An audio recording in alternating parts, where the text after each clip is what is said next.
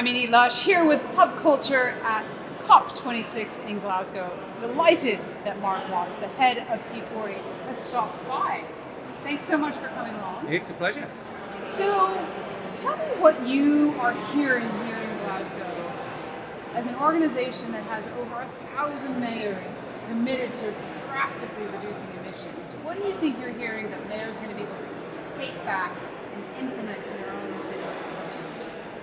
Well, I hope a lot of practical action, because I think the mayors that have come here may be different to the presidents and prime ministers. They didn't come here to talk about long-term targets 2050 zero. They've come to learn what they can go back and implement in their cities today.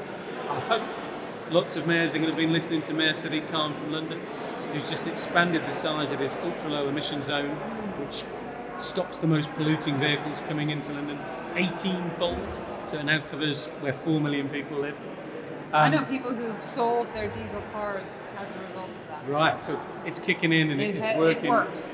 And we know that from the smaller zone, air pollution reduced by 50%. It'd be wonderful hearing Mayor Hidalgo talking about the fact 600 kilometres of cycle lanes in the last 2 years. So during the pandemic, they've massively expanded the scope, the way that people can get around in a really active way, walking and cycling. I'd love to hear about that. Maybe Mayor Lopez we heard from in Bogota.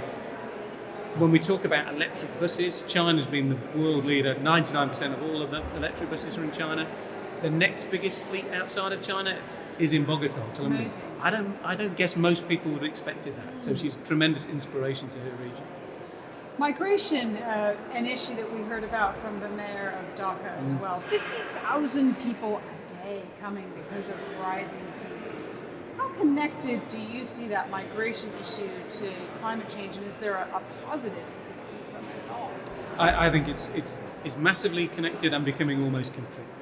Climate is becoming, alongside obviously conflict, the main driver of people leaving their homes, but a lot of those conflicts now coming from failed crops, extreme weather that drives people into conflict for scarce resources. It's interesting, the conversation in C40 mayors. We've done a lot of focus on this because you've got mayors at both ends of the issue. So we've got mayors who are seeing massive influx of people into their city. We've got mayors who are seeing massive numbers of people leaving their cities. The latter want to hold on so often those young, talented people. They want them to have a future. And so I think a real opportunity for reciprocation, particularly for the wealthier cities, need to be lobbying, making available the resources that enable the cities that are on the front line of climate impacts to adapt and make places that are livable for an aspirant younger generation. But also migration's been great for the big cosmopolitan cities of the West. That's where all the innovation comes from, that cosmopolitan mix of people. So we don't want to stop the migration altogether. So one of the conversations in Glasgow is around who pays for this pollution? Who pays for these emissions? Mostly emissions have come from the rich world.